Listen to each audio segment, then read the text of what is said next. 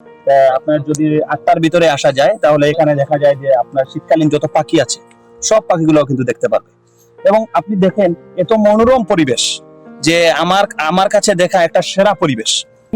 এই এলাকার যে টোটালি হচ্ছে ন্যাচারাল পরিবেশ, কিন্তু এই হিসেবে আমার সবার কাছে অনুরোধ থাকবে পর্যটন প্রেমী যারা আছেন আপনারা গোয়াইনঘাট সদর ইউনিয়নে গোয়াইনঘাট উপজেলা সদরের পাশেই মাত্র 1 কিলোমিটার দূরে আপনারা এই জায়গাটা এসে দেখে যাবেন, অবশ্যই আপনাদের মন ভরবে।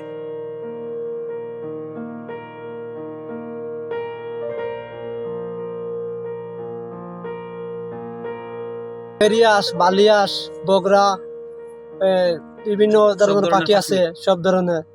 রাতকে আইয়া সকাল 8টার ভিতর খানা থাকে, এরপর খানো আবার তারা উঠলো ওই সময় তার গাছতলায় যায় কি সুন্দর। খুব ভালো লাগছে জায়গাটা। বিভিন্ন ধরনের মানুষ আয় পর্যটন এলাকার, তারাও হয় খুব ভালো লাগে, শান্তি লাগে জায়গাটা পাখিগুলা দেখিয়া, শাপলা ফুল দেখিয়া।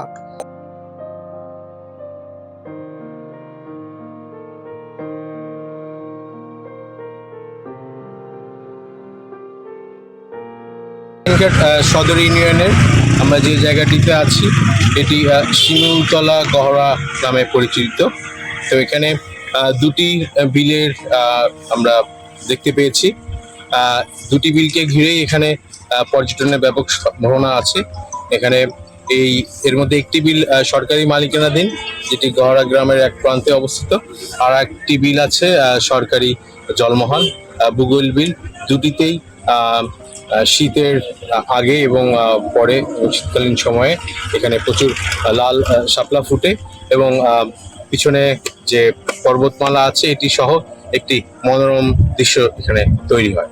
তো এখানে স্থানীয় যারা জনগণ তাদের যে মতামত, এবং আমরাও এটি পরিদর্শন করেছি, এখানে পর্যটনের সম্ভাবনা রয়েছে। আমাদের এই জায়গাটি সেটি খুবই একটি ফরওয়ার্ড জায়গা। এখানে জাফলং থেকে গোয়াইনঘাট হয়ে কেউ যদি রাতারগুল যান কিংবা বিশ্রাকান্দি যান তাহলে এই যে শাপলা বিল আছে সেটি দেখতে পাবেন।